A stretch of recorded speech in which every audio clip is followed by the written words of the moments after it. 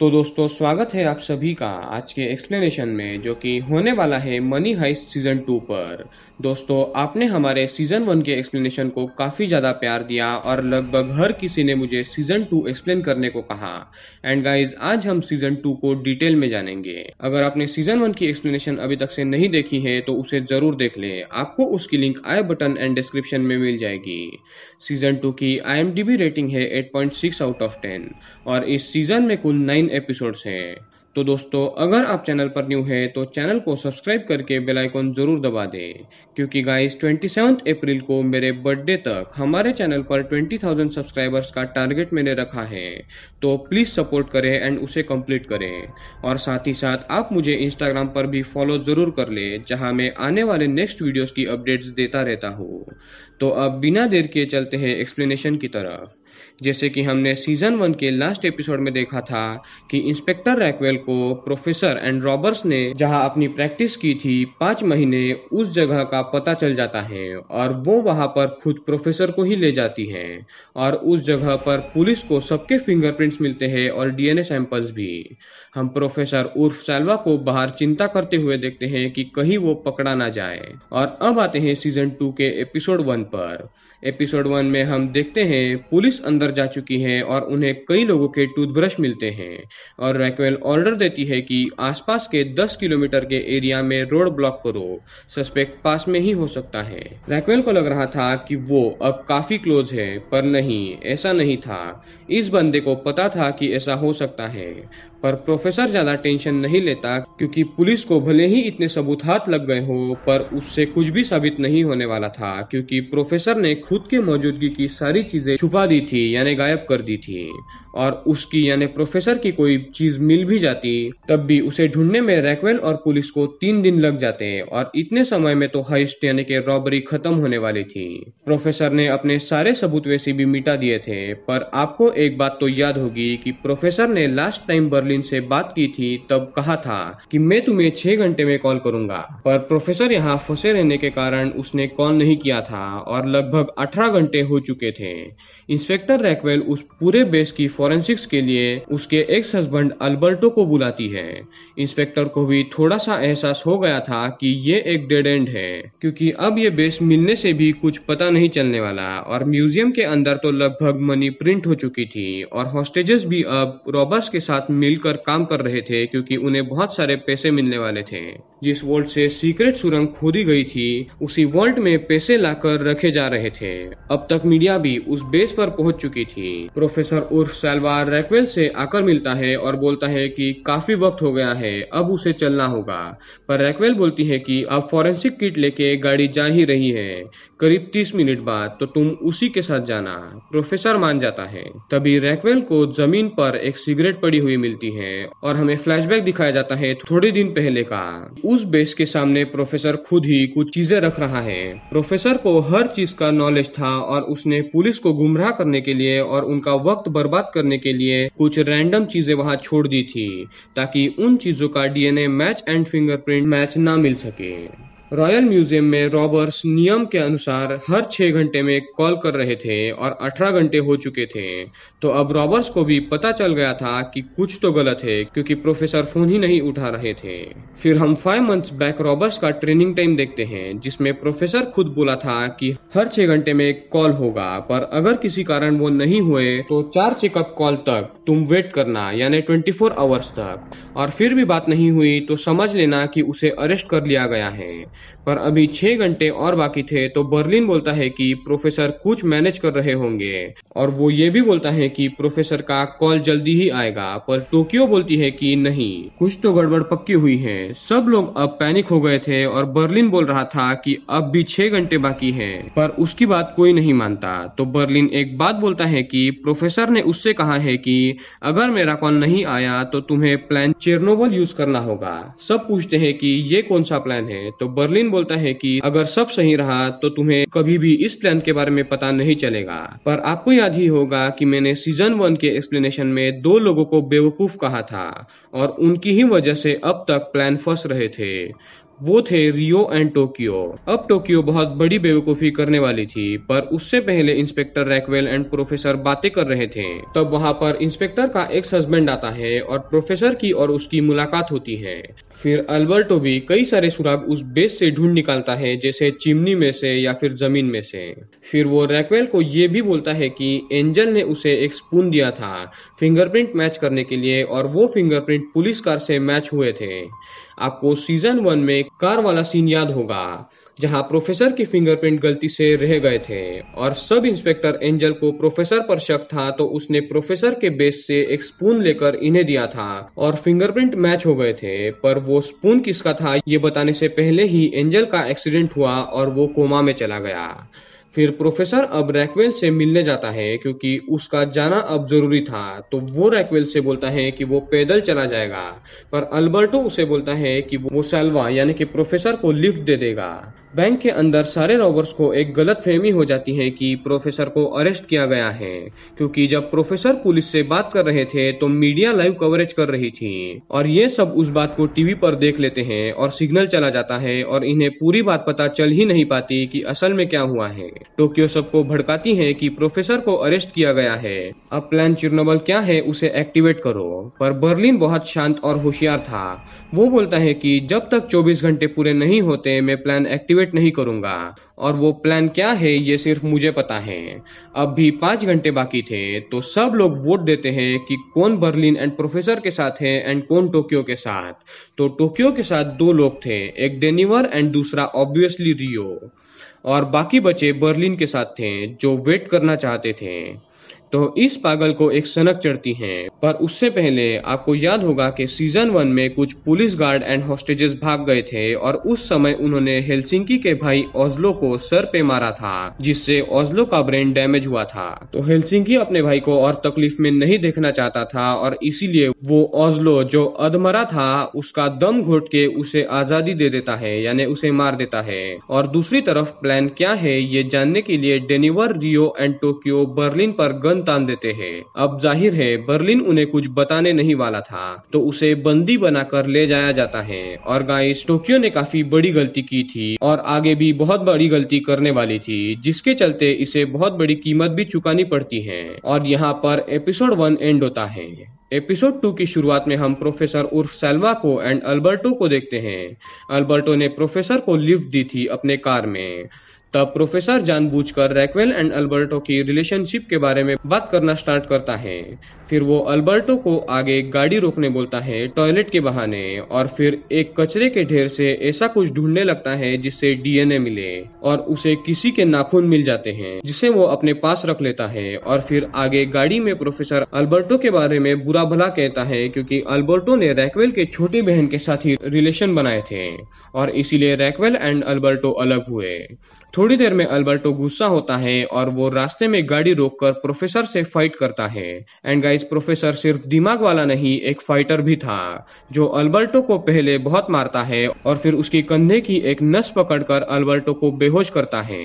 फिर उसने जो नाखून लिए थे उस कचरे से उन्हें वो सबूत के सैंपल जो अल्बर्टो के गाड़ी में थे उनसे रिप्लेस कर देता है, ताकि उसके बारे में पता ना चल पाए। दूसरी तरफ बैंक में ये तीनों टोक्यो, डेनिवर एंड रियो टॉयलेट में बर्लिन को ले जाकर टॉयलेट को सील कर देते हैं और फिर उसे फोर्स करते हैं कि ये प्लान चिरनोबल क्या है ये बताओ। पर वो नहीं बताता, तो ये बेवकूफ बर्लिन के रेट्रोक्सिल जो मेडिसिन थी जिसके चलते वो कुछ महीने जिंदा रहने वाला था, उन्हें बर्लिन के सामने ही फोड़ती है ताकि वो मुंह खोले। पर गाइस, ये फिर भी शांत था क्योंकि इसे सबकी फिक्र थी और वो नहीं चाहता था कि उस प्लान के चलते सब फेल हो, और इसीलिए वो इंचार्ज था क्योंकि प्रोफेसर को गारंटी थी कि ये बंदा कुछ गड़बड़ हुई तो संभाल लेगा। फिर टोक्यो एक और खेल खेलती है, वो पिस्टल में से 5 बुलेट निकालकर एक अंदर ही रहने देती है और एक के बाद एक ऐसे 4 फायर चलाती है बर्लिन के ऊपर। पर लकीली बर्लिन लकी निकलता है और तब मॉस्को टॉयलेट का दरवाजा तोड़ देता है, तो टोक्यो उन पर भी गन तान देती है और अब कोई इससे नहीं डरता और उसे गोली चलाने बोलता है। तो ये शांत होती है और बर्लिन को छुड़ाती है। एंड आपको क्या लगता है, बर्लिन टोक्यो के इतने बड़े बेवकूफी को इग्नोर करता? नहीं, दूसरी तरफ अल्बर्टो को होश आता है और वो प्रोफेसर को गिरफ्तार कर लेता है क्योंकि उसने एक पुलिस ऑफिसर पर हाथ उठाया इसीलिए। और प्रोफेसर को पुलिस स्टेशन में हम शांति से बैठा हुआ देखते हैं और फिर वो वकील को बुलाने के बहाने रैक्वेल को फोन करके बोल देता है कि उसे गिरफ्तार किया है। पर तब तक अल्बर्टो ने एफआईआर लिख डाला था और प्रोफेसर के फिंगरप्रिंट्स भी ले लिए थे। रॉयल म्यूजियम में बर्लिन के ऑर्डर पर हेलसिंकी टोक्यो को बेहोश करता है और फिर टोक्यो को एक स्ट्रेचर पर लिटाया जाता है, टेप से उसके हाथ पैर बांधकर। और सब बर्लिन के साथ थे सिवाय रियो के, पर वो भी कुछ नहीं बोलता।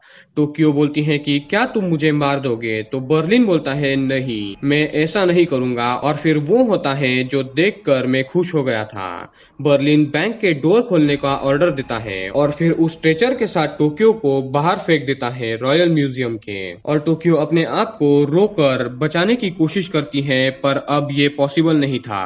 टोक्यो बाहर आते ही बैंक के डोर बंद होते हैं एंड पुलिस वाले टोक्यो को घेर लेते हैं, पर वो पुलिस को मार के भागने की कोशिश करती है, पर उसे दबोच लिया जाता है। जो टोक्यो ने किया था मेरे ख्याल से उसके साथ सही हुआ।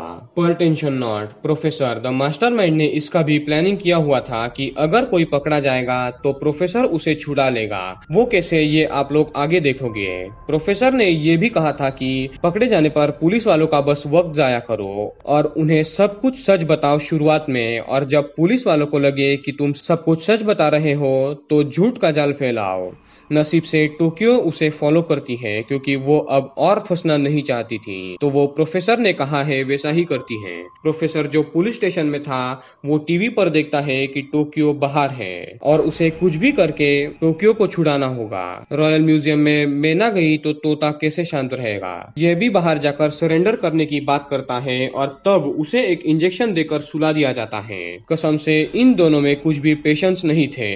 टोक्यो को पुलिस टेंट में ले जाया जाता है जहां इंटेलिजेंस हेड उसके साथ बात करता है और एपिसोड 2 यहाँ पर एंड होता है। एपिसोड 3 की शुरुआत में हम देखते हैं वो समय जब सारे रॉबर्स हाइस्ट का सेटअप कर रहे थे और तब प्रोफेसर ने ऑनलाइन कैसे इलीगली रियो की मदद से गन्स बॉम्ब्स मंगाए थे डार्क वेब के थ्रू, ये हम देखते हैं। और जहाँ पर प्रोफेसर बैठकर सब हैंडल कर रहा था अभी उसे भी रियो ने ही सेटअप किया था। फिर प्रेजेंट में रैक्वेल भी टेंट में आती है टोक्यो से बात करने और टोक्यो शुरुआत में सारी इंफॉर्मेशन रैक्वेल को देती है और तब हमें प्रोफेसर का असली नाम भी पता चलता है। प्रोफेसर का असली नाम था सर्जियो और भी वो बहुत कुछ बताती है। फिर रैक्वेल टेंट से चली जाती है क्योंकि उसे सैल्वा को बचाना था जिसे अल्बर्टो ने पकड़ा हुआ था। रैक्वेल को बेचारी को ये तक पता नहीं था कि सैल्वा ही प्रोफेसर यानी सर्जियो है और वो खुद उसे छुड़ाने जाती है अल्बर्टो के पास। और इस बीच प्रोफेसर ने बाथरूम में जाकर जानबूझकर खुद पर घाव किए थे ताकि रैक्वेल को लगे कि अल्बर्टो ने ही उसे पहले मारा और डिफेंड करने के लिए प्रोफेसर ने उसे मारा और प्लान काम करता है। रैक्वेल वहां आकर अल्बर्टो को एफआईआर पीछे लेने बोलती है प्रोफेसर के घाव देखकर और प्रोफेसर की फिंगरप्रिंट फाड़कर उसके हाथ में देती है एंड प्रोफेसर बच जाता है। इतना सब कुछ हुआ ही था कि एक और प्रॉब्लम आती है आर्टुरो की। वो सब हॉस्टेजेस को बोलता है कि कोई एक जाकर नकली गन ले आओ और जब मौका मिलेगा तो उस नकली गन को वो असली गन से बदल कर स्वैप कर लेगा। बर्लिन लगातार प्रोफेसर को कॉल कर रहा था और वो खुद भी काफी परेशान था, पर वो परेशानी जब अकेला था तभी दिखाता है। वो सबके सामने हमेशा शांत रहता था। तभी रियो बर्लिन पर गन पॉइंट करके सारे हॉस्टेजेस के सामने ये बोलता है कि वो लोग दूसरे टनल से भागने वाले हैं और उस टनल के बारे में हॉस्टेजेस के सामने बता देता है ताकि सारे रॉबर्स फंस जाएं। रियो विद्रोह कर रहा था एंड आर्टुरो को भी असली गन नकली गन से स्वैप करके हॉस्टेज को लेकर भागने की आइडिया भी रियो ने ही दी थी ताकि सब हॉस्टेज भाग जाए और बाहर जाकर पुलिस को बता दे कि वो दूसरा सीक्रेट टनल कहाँ है। हेलसिंकी उसे मार कर बेहोश करता है और अब बर्लिन रियो को गोली मारने ही वाला था कि प्रोफेसर का कॉल आ जाता है। बर्लिन उसे उठाता है और प्रोफेसर बोलता है कि तुमने ऐसा क्यों किया, तुमने टोक्यो को बाहर क्यों फेंका और तुम रियो को भी मारने वाले थे, ऐसा क्यों। और तभी नायरोबी बर्लिन के सर पर मारकर उसे बेहोश करती है एंड प्रोफेसर को बोलती है कि अब वो इंचार्ज होगी ना कि बर्लिन। और हम ये भी देखते हैं कि टोक्यो को कहीं ले जाया जाने वाला था फुल सिक्योरिटी के साथ, और प्रोफेसर को किसी भी हालत में टोक्यो को बचाना था और उसका भी प्लान प्रोफेसर के पास था। एंड एपिसोड 3 यहाँ पर एंड होता है, जिसमें एक्शन कम और फालतू बातें ज्यादा थी जिन्हें मैंने आपको नहीं बताया क्योंकि वो हाइस्ट से रिलेटेड नहीं थी। एपिसोड 4 की शुरुआत में प्रोफेसर नायरोबी को सब कुछ जो उसके साथ हुआ वो बताता है, और वो उस बेस पर इसीलिए गया था क्योंकि वो एक प्लान का पार्ट था। पर एक प्रॉब्लम ये थी कि इंस्पेक्टर रूबियो कभी भी होश में आ सकता था और वक्त बहुत कम था। तभी प्रोफेसर को इंस्पेक्टर का कॉल आता है और इंस्पेक्टर बोलती है कि तुम्हारी साथी टोक्यो अब जेल में जा रही है विदाउट बेल। तो प्रोफेसर बोलता है कि क्या तुम्हें टोक्यो ने कहा नहीं कि वो 72 घंटे से ज्यादा जेल में नहीं रहेगी। तो इंस्पेक्टर बोलती है कि टोक्यो ओवर स्मार्ट बन रही थी, वो ऐसा कर ही नहीं सकती।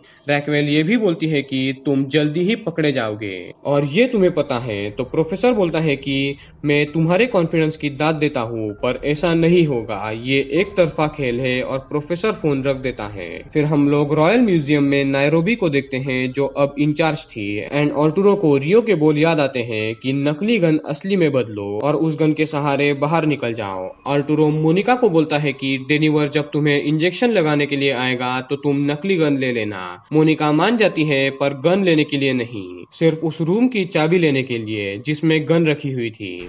दूसरी तरफ बर्लिन जख्मी था और हेलसिंकी उसके सर पर पट्टी बांध रहा था, और बर्लिन ये बोलता है कि वो नायरोबी के साथ है। और फिर वो ये बोलता है कि प्लान चर्निवल ये था कि कैश को बलून से बांधकर हवा में छोड़ना है और फिर बलून को गोली मारकर फोड़ देना है, जिससे कि 1 बिलियन यूरोज रास्ते पर गिरेंगे एंड लोग उसे उठाने के लिए आएंगे और हजारों लोग उसे उठाएंगे। तो पुलिस में हड़कंप मचेगी और रॉबर्स अंदर से भाग जाएंगे।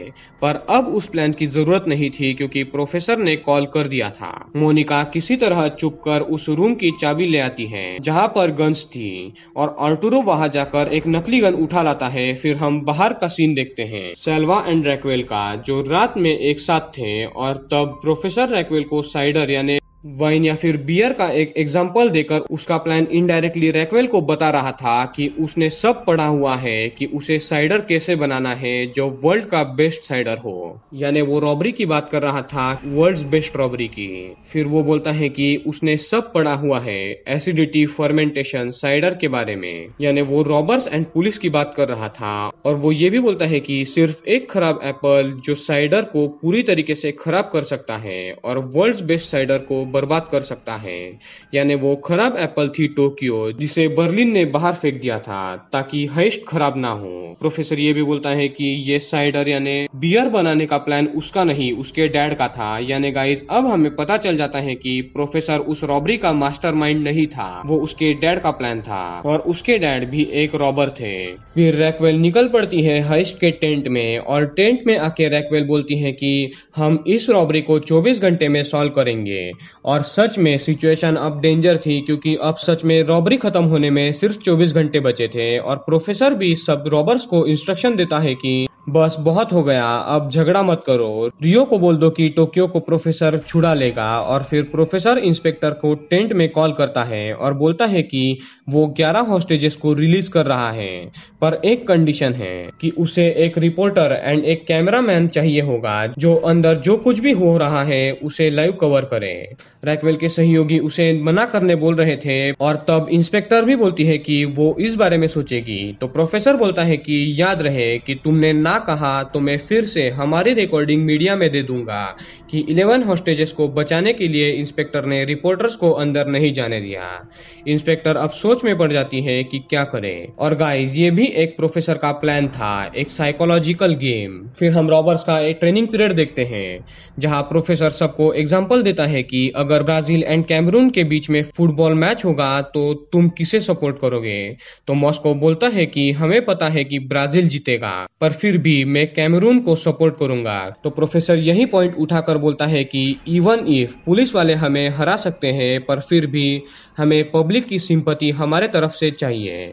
यानी पुलिस होगी ब्राजील एंड रॉबर्स होंगे कैमरून, जिनका पब्लिक सपोर्ट करेगी। और इसीलिए अपने झूठे दर्द बताने के लिए रिपोर्टर एंड एक कैमरामैन को लाइव कवरेज के लिए प्रोफेसर ने रॉयल म्यूजियम में आने देने की इंस्पेक्टर से रिक्वेस्ट की थी। और अब नायरोबी रॉबर्स को ये बोलती है कि हमने जिन हॉस्टेजेस को बेसमेंट में बंद किया था उन्हें छोड़ देंगे। और गाइज ये वही हॉस्टेजेस थे जिन्होंने 1 मिलियन यूरो एंड फ्रीडम के बीच फ्रीडम चुनी थी सीजन 1 में। और गाइज इससे दो चीजें होने वाली थी। एक, हॉस्टेजेस जिन्होंने फ्रीडम चुनी थी उन्हें फ्रीडम मिलता और जो बाकी अंदर वाले हॉस्टेजेस थे उन्हें लगता कि रॉबर्स पर ट्रस्ट किया जा सकता है। एंड दूसरा ये कि रिपोर्टर्स के सामने फेक रोने के बाद पब्लिक सिंपैथी मिलेगी। पर सवाल ये था कि लाइव कैमरा पर कौन ठीक से बात करेगा और कोई भी रेडी नहीं था। तब एक ही रास्ता था, बर्लिन। और बर्लिन ऐसा था जिसके टॉकिंग स्किल परफेक्ट थे, जो लोगों के दिलों को अपने बात करने के तरीके से चीर सकता था। और सब मान जाते हैं। पुलिस भी रिपोर्टर को अंदर भेजा जाए या नहीं इस पर बात कर रही थी और प्रोफेसर की रिक्वेस्ट को एक्सेप्ट करने का पुलिस फैसला करती है। फिर रैक्वेल एक और प्लान बनाती है कि मीडिया में झूठी खबर पहुंचाई जाए कि एंजल को होश आ गया है और जो भी रॉबर्स का साथी बाहर होगा वो एंजल को मारने हॉस्पिटल जरूर आएगा और पुलिस वहां घात लगाए बैठेगी। जैसे ही कोई एंजल को मारने आएगा उसे पकड़ लेंगे। पर प्रोफेसर भी दिमाग वाला था। फिर हम रिपोर्टर्स को देखते हैं जो म्यूजियम में जाते हैं लाइव करने। बर्लिन कैमरा के सामने अपने शब्दों के बांध शुरू करता है। वो हॉस्टेजेस के सामने बोलता है कि ये 11 लोग छूट जाएंगे। रिपोर्टर पूछती है कि तुमने ये डिसीजन अभी क्यों लिया, तो बर्लिन बोलता है कि वो 5 दिन उनके लिए बहुत लंबे थे और अब सब लोग थक चुके हैं और अब हमें पता है कि हम जल्दी ही पकड़े जाएंगे। तो इसीलिए हम रॉबर्स की सजा कम करने के लिए ये 11 हॉस्टेजेस को उन्होंने छोड़ने का निर्णय लिया है। और फिर उन 11 लोगों को बाहर भेज दिया जाता है और पुलिस के कवर में 11 लोग सुरक्षित बाहर निकल आते हैं और वो काफी खुश थे। फिर बर्लिन रिपोर्टर को ओस्लो के लाश के सामने ले जाता है और बोलता है कि जब पुलिस वाले एंड हॉस्टेजेस भागे थे तो उन्होंने इसे मारा था और ये मारा गया। उनके आपस में झगड़े हुए और टोक्यो को भी उन्हें बाहर फेंकना पड़ा और अब हम लोग लगभग हार चुके हैं। बर्लिन के शब्द सबको चौंका रहे थे और इवन पुलिस को भी थोड़ा बुरा लग रहा था। फिर बर्लिन एक और बात क्लियर करता है कि जब उसकी आइडेंटिटी पुलिस ने रिवील की थी और कहा था कि बर्लिन लड़कियों की ट्रैफिकिंग करता है और वो ड्रग्स भी बेचता है, तो ये सब कुछ झूठ है और पुलिस ने उसके साथ ये गलत किया है उसे डिफेम करके। और वो ये भी रिक्वेस्ट करता है कि मीडिया पुलिस को मेरे खिलाफ human trafficking and drugs smuggle के सबूत दे। और इस तरीके से कैमरून टीम ब्राजील टीम पर हावी हो जाती है। यानी कि रॉबर्स पुलिस पर भारी पड़ गए थे और रॉबर्स को काफी सिंपैथी मिली थी पब्लिक से। रिपोर्टर्स चले जाते हैं एंड प्रोफेसर बर्लिन को कॉल करता है और बोलता है कि टोक्यो अब जेल से निकलने वाली है, ये रियो को बताओ और टोक्यो वापस से रॉयल म्यूजियम में भी आएगी तुम्हारा साथ देने। फिर प्रोफेसर बर्लिन से बात करता है और प्रोफेसर बोलता है कि पुलिस ने कहा है कि इंस्पेक्टर एंजल कोमा से बाहर आ गया है, तो क्या किया जाए। बर्लिन बोलता है कि 99% ये एक ट्रैप है और तुम 1% चांस के लिए इस तरीके से अंदर जाओ कि किसी को पता ना चले। प्रोफेसर बर्लिन की इस बात से सहमत था एंड वो एक अच्छी ट्रिक निकालता है कि वो हॉस्पिटल में कैसे जाए। एपिसोड 4 यहाँ पर एंड होता है। एपिसोड 5 की शुरुआत में हम सब हॉस्टेजेस को देखते हैं जिन्हें नायरोबी बोल रही थी कि हमने हॉस्टेजेस को छोड़कर अपना प्रॉमिस कंप्लीट किया है, अब हम दूसरा प्रॉमिस भी कंप्लीट करेंगे, तुम सबके घर पर कुछ महीनों के बाद 1 मिलियन यूरोस पहुंचा दिए जाएंगे। नायरोबी चली जाती है और डेनिवर अकेला था। फिर हम प्रोफेसर को देखते हैं जो कि एक मस्त टेक्निक निकालता है हॉस्पिटल में जाकर ये देखने के लिए कि एंजल कोमा से उठा है या नहीं। वो एक जोकर का गेटअप बनाता है। फिर थोड़ी ही देर में अचानक से उस हॉस्पिटल में जहां इंस्पेक्टर था वहां कई सारे अनगिनत जोकर्स आते हैं और सब कंफ्यूज थे कि ये क्या हो रहा है। और इतने क्लाउन्स में अचानक से प्रोफेसर भी एंटर करता है जोकर बनके और उसके हाथ में एक टेडी था। तब पुलिस को पता चलता है कि किसी ने फॉल्स एडवर्टाइज करके उस हॉस्पिटल में एक क्लाउन शो इवेंट है ऐसा कहा था, इसीलिए इतने क्लाउन वहां आए थे। प्रोफेसर छोटे बच्चों के रूम में जाकर अपने हाथ का बनी उन्हें देता है और उस बनी के आंख में एक कैमरा था और उस बच्चे को इंस्पेक्टर एंजल के रूम में जाने को बोलकर प्रोफेसर बाहर चला जाता है सारे जोकर्स के साथ और बाहर जाकर कैमरा के थ्रू देखता है कि वो ट्रैप था और अपने आप से खुश होकर प्रोफेसर अपने बेस पर निकल पड़ता है। फिर थोड़ी ही देर में न्यूज वाले न्यूज पर ये बताते हैं कि बर्लिन पर कोई भी human trafficking and drugs smuggle की केस नहीं है और पुलिस ने पब्लिक के आंख में धूल झोंकी है और इसके चलते पुलिस के प्रति पब्लिक और भी हताश हो जाती है एंड पुलिस पर से सबका भरोसा उड़ जाता है। रॉयल म्यूजियम में डेनिवर को अकेला देखकर अपने पास वाले असली गन से ऑल्टोरो डेनिवर पर गन तानता है और डेनिवर जब अपनी गन निकालता है तो वो नकली गन थी। इसके बारे में सारे रॉबर्स को पता लग जाता है और रियो ही इसकी खबर सबको देता है। वो बर्लिन ने टोक्यो के साथ जो किया उसके लिए गुस्सा था, पर अब जब प्रोफेसर ने कहा कि वो टोक्यो को छुड़ा देंगे तो वो रॉबर्स के साथ आ चुका था और उसने जो प्लान ऑल्ट्रो को बोला था उसे फेल करते हुए तुरंत इलेक्ट्रॉनिक डोर्स जो रॉयल म्यूजियम के थे उन्हें अपने पीसी के थ्रू लॉक कर देता है और जब मोनिका उसे खोलने की कोशिश करती है तो कुछ नहीं होता। तो वो डेनिवर पर गन तान कर बोलता है कि उसे जाने दो, नहीं तो वो डेनिवर को मार देगा। पर मोनिका जो थी वो डेनिवर से प्यार करती थी और उसे बचाने के लिए वो ऑल्ट्रो के सर पर मार के उसे बेहोश कर देती है और सब ठीक हो जाता है। एंड गाइज अब अनऑफिशियली ही सही पर मोनिका अब रॉबर्स के ग्रुप में शामिल हो गई थी। दूसरी तरफ रैक्वेल सैल्वा उर्फ प्रोफेसर से कॉफी शॉप में मिलती है और इस बार प्रोफेसर पकड़ा जाता है। रैक्वेल को प्रोफेसर के कपड़ों पर जोकर के बाल दिख जाते हैं और वो समझ जाती है कि उस हॉस्पिटल में जोकर बन के वही आया था। एंजल ने उसी के बारे में बोला था और इंस्पेक्टर काफी दुखी होती है। वो जिससे प्यार करती थी वो रॉबर का साथी निकला। तो रैक्वेल प्रोफेसर को टॉयलेट में ले जाती है और गन दिखाकर सच सच बताने बोलती है और उसे हथकड़ियां भी लगाती है। एंड गाइस इस बार सच में प्रोफेसर पकड़ा गया था और ये प्लान में बिल्कुल भी नहीं था। रॉयल म्यूजियम में हेल्सिंकी अब ऑल्ट्रो के शरीर पर काफी ज्यादा प्लास्टिक एक्सप्लोजिव्स लगाता है क्योंकि ऑल्ट्रो शुरुआत से फुदक रहा था और इसकी ही वजह से ओस्लो भी मारा गया था। हेल्सिंकी बोलता है कि अगर तुमने इसे टच किया या फिर तुम्हें पसीना भी आया तो बम फट जाएंगे। ऑल्ट्रो अब बुरा फंसा था और दूसरा कोई बुरा फंसा था तो वो था professor. But guys luckily Raquel professor के बारे में अपने टीम को कुछ नहीं बताती और उसे उनके टोलेडो हाउस में ले जाती है जहां सबने ट्रेनिंग की थी 5 महीने की। एंड रॉयल म्यूजियम में तो कोई भी हॉस्टेज नैरोबी की बात नहीं सुन रहा था तो बर्लिन फिर से इंचार्ज बनता है एंड एपिसोड 5 यहाँ पर एंड होता है। एंड गाइज अगले 4 एपिसोड जो है वो काफी ज्यादा अच्छे एंड इम्पोर्टेंट है जिसे देखकर आप खुश हो जाओगे।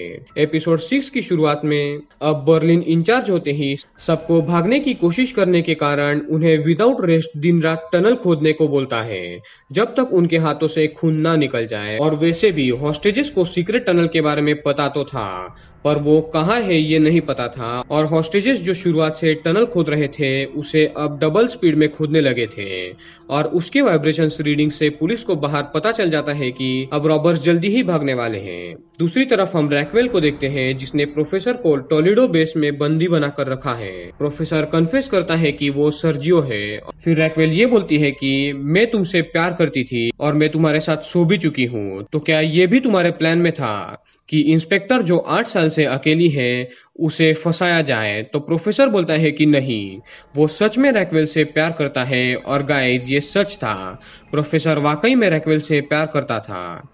फिर रैक्वेल बोलती है कि तुम्हारे फिंगरप्रिंट्स किसी भी पुलिस रिकॉर्ड में क्यों नहीं है? तो प्रोफेसर बोलता है कि मैं अपनी आइडेंटिटी हमेशा चेंज करता था और मैं हमेशा कहीं पर भी पकड़ा गया तो फेक फिंगरप्रिंट देता था ताकि अगली बार वो पकड़ा ना जाए और उसके कोई भी रिकॉर्ड किसी भी पुलिस स्टेशन में ना मिले।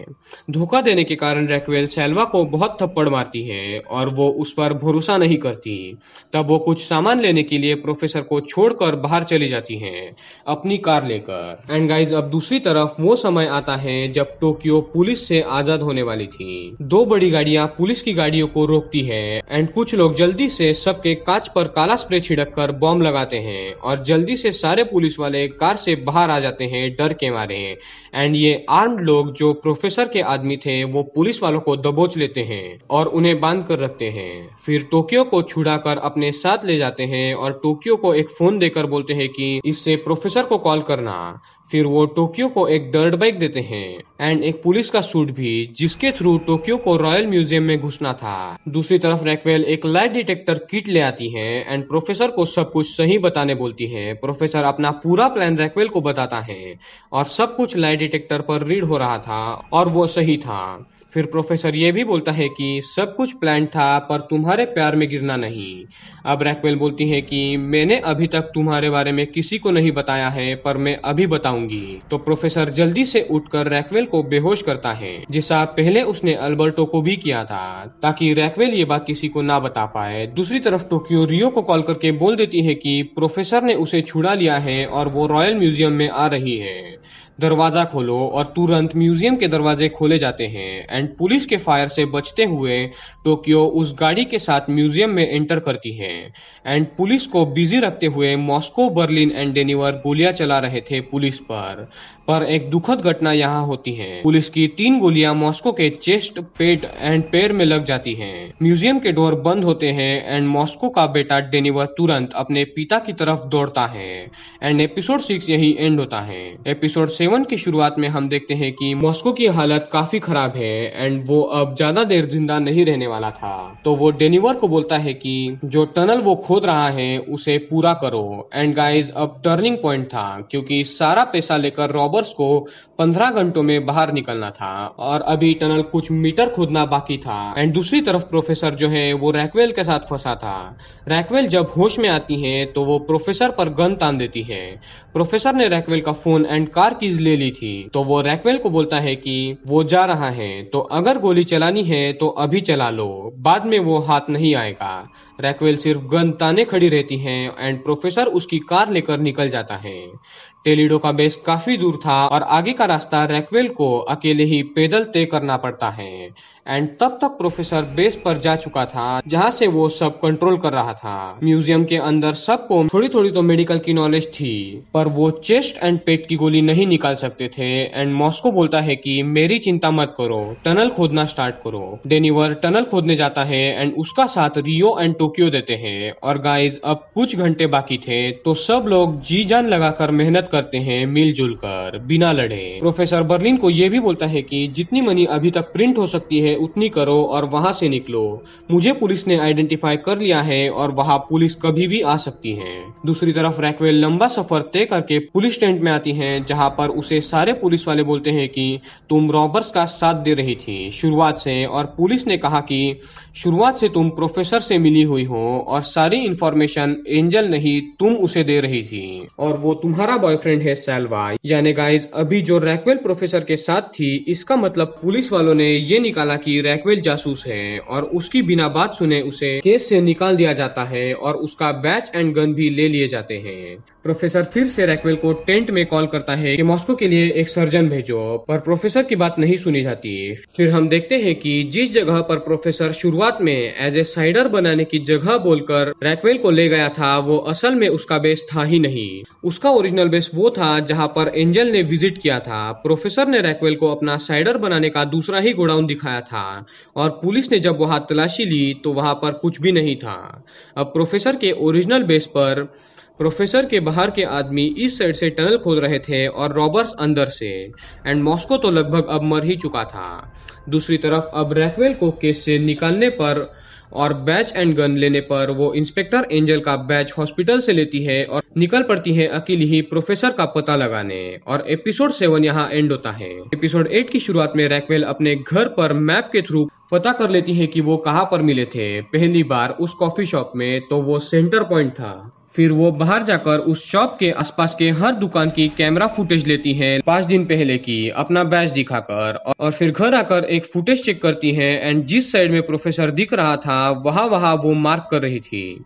रॉयल म्यूजियम में दोनों तरफ से टनल खोदने के कारण वो टनल लगभग खोदा जा चुका था एंड उन्हें एक दूसरे की आवाजें भी आ रही थी। पर तभी उस टनल में डेनिवर को लेने मोनिका आती है। जब वो बाहर जाता है तो मॉस्को अपनी आखिरी सांसें ले रहा था। मरते वक्त वो मोनिका को बोलता है कि डेनिवर का ख्याल रखना एंड फिर वो मर जाता है। बर्लिन मॉस्को के मौत की खबर प्रोफेसर को देता है एंड प्रोफेसर बहुत रोता है एंड 8 रॉबर्स में से 2 रॉबर्स तो मारे गए थे, ऑस्लो एंड मॉस्को। उनकी अंतिम क्रिया की जाती है और बाहर हम देखते हैं कि पुलिस वाले म्यूजियम में घुसने वाले थे पीछे के डोर से एंड रैक्वेल भी प्रोफेसर का मेन बेस का पता लगा चुकी थी और वो वहां पहुंचकर अंदर जाती है। पर वहां प्रोफेसर एंड उसके आदमी पहले से ही तैयार थे और वो इजीली रैक्वेल को बंदी बना लेते हैं। फिर टनल खोदकर कंप्लीट होता है और खुद प्रोफेसर उस टनल के थ्रू म्यूजियम में घुसकर सबसे मिलता है, खास करके डेनिवर एंड हेलसिंकी से, क्योंकि उन दोनों ने अपने लोग खोए थे।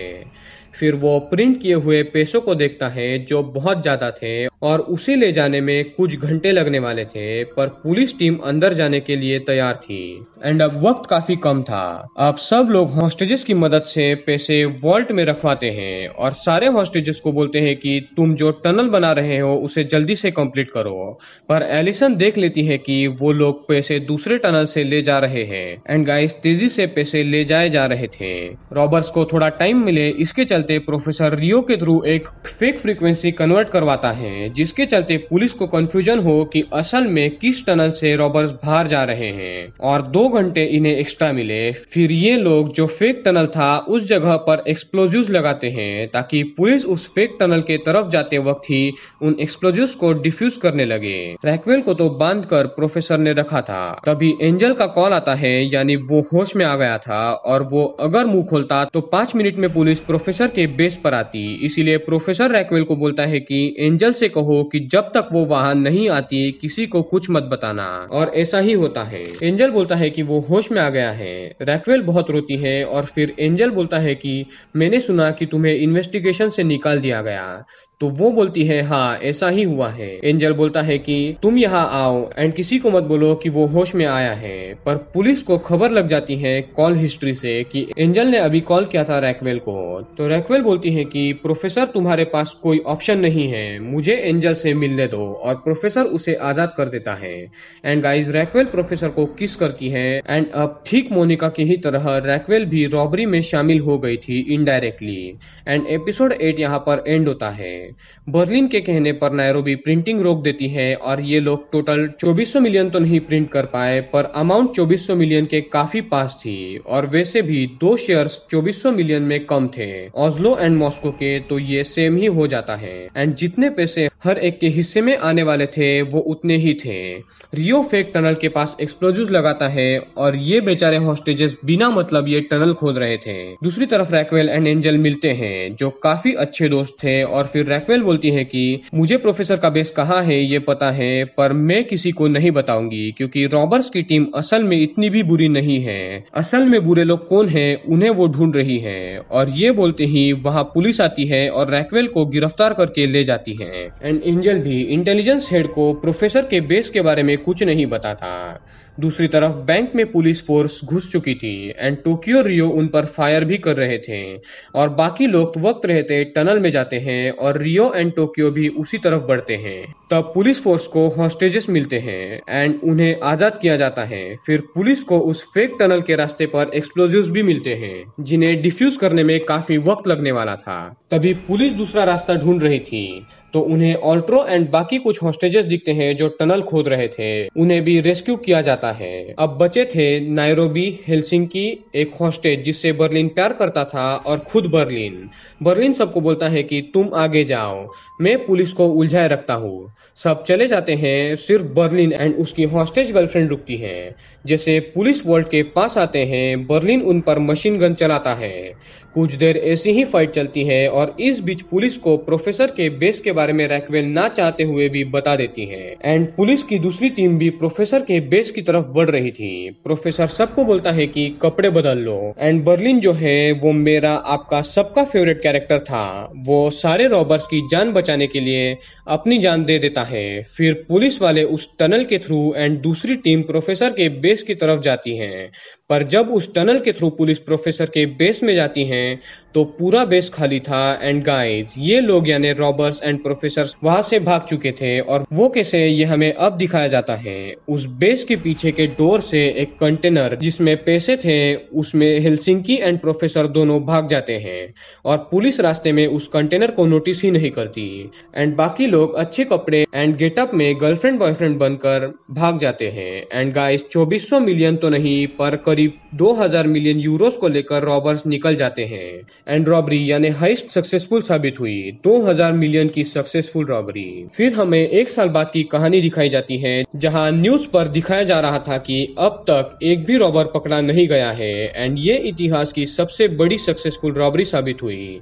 फिर हम रैक्वेल को देखते हैं जिसे एक साल पहले ही प्रोफेसर ने 4 फोटोज के थ्रू एक लोकेशन दी थी डायरेक्शन एंड एंगल्स के साथ। रैक्वेल उसे मोबाइल पर देखती है एंड फिर कुछ ही दिनों में उस जगह पर पहुंच जाती है जहां प्रोफेसर ने उसे क्लू दिया था।